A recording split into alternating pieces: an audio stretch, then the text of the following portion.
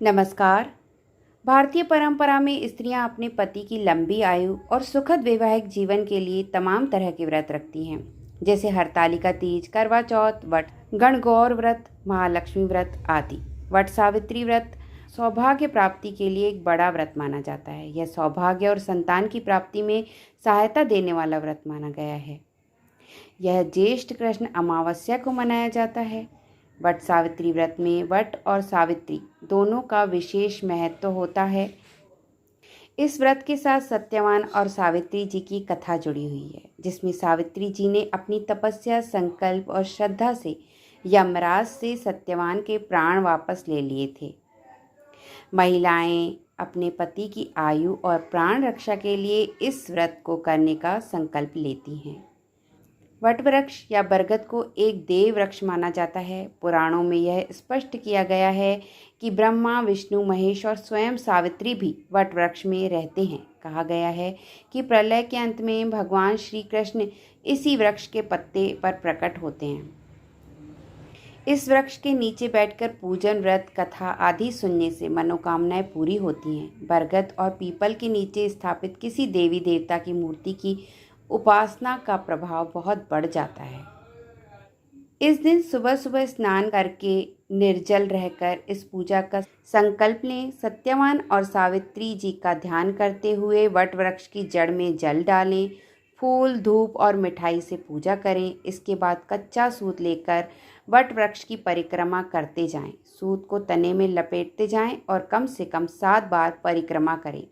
इसके बाद हाथ में भीगे चने लेकर सावित्री और सत्यवान की कथा सुने और सुनाएं। फिर भीगे चने, कुछ धन और वस्त्र अपनी सास को देकर उसका आशीर्वाद लें। वट वृक्ष की कोपल खाकर या नींबू का पानी पीकर उपवास समाप्त करें। तो आइए सुनते हैं वट सावित्री व्रत कथा। भद्र देश के एक राजा थे, जिनका नाम अश्वपति था। भद्र देश के राजा अश्वपति के कोई संतान ना थी। उन्होंने संतान की प्राप्ति के लिए मंत्रोच्चारण के साथ प्रतिदिन 1,00,000 आहुतियां दी। इसके बाद सावित्री देवी ने प्रकट होकर वर दिया कि राजन, तुझे एक तेजस्वी कन्या पैदा होगी। सावित्री देवी की कृपा से जन्म लेने के कारण से कन्या का नाम सावित्री रखा गया। कन्या बड़ी होकर बेहद रूपवान हुई।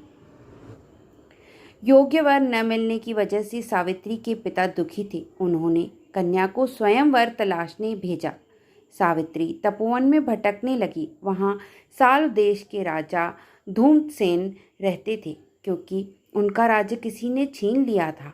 उनके पुत्र सत्यवान को देखकर सावित्री ने पति के रूप में उनका वरण किया। ऋषिराज नारद को जब यह बात पता चली तो वह राजा अश्वपति के पास पहुँचे और कहा कि हे राजन, यह क्या कर रहे हैं आप? सत्यवान गुणवान है, धर्मात्मा है और बलवान भी है, पर उसकी आयु बहुत छोटी है।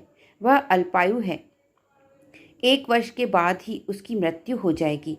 ऋषिराज नारद की बात सुनकर राजा अश्वपति घोर चिंता में डूब गए।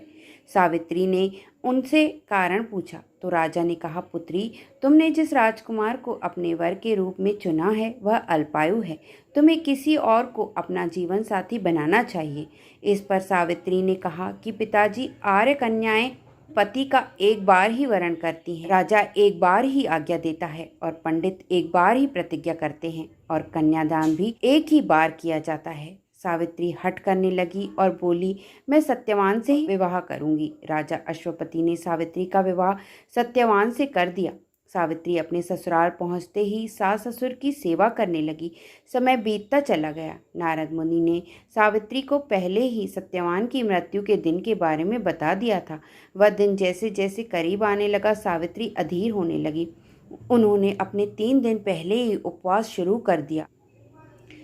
नारद मुनि द्वारा कथित निश्चित तिथि पर पितरों का पूजन किया। हर दिन की तरह सत्यवान उस दिन भी लकड़ी काटने जंगल चले गए। साथ में सावित्री भी गई। जंगल में पहुंचकर सत्यवान लकड़ी काटने के लिए एक पेड़ पर चढ़ गए। तभी उनके सिर में तेज दर्द होने लगा। दर्द से व्याकुल सत्यवान पेड़ से नीचे उतर गए। सावित्री अपना भविष्य समझ गई।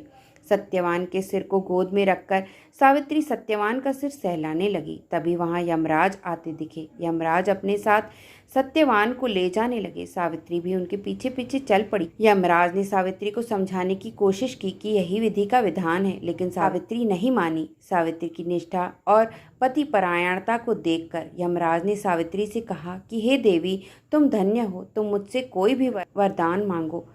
सावित्री ने कहा कि मेरे सास ससुर वनवासी और अंधे हैं, आप दिव्य ज्योति प्रदान करें। यमराज ने कहा ऐसा ही होगा, जाओ अब लौट जाओ। लेकिन सावित्री अपने पति सत्यवान के पीछे पीछे चलती रही।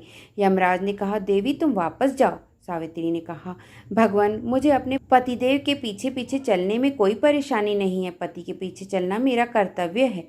यह सुनकर उन्होंने फिर से उसे एक और वर मांगने के लिए कहा। सावित्री बोली हमारे ससुर का राज्य छिन गया है, उसे पुनः वापस दिला दे। यमराज ने सावित्री को यह वरदान भी दे दिया और कहा अब तुम लौट जाओ। लेकिन सावित्री पीछे पीछे चलती रही।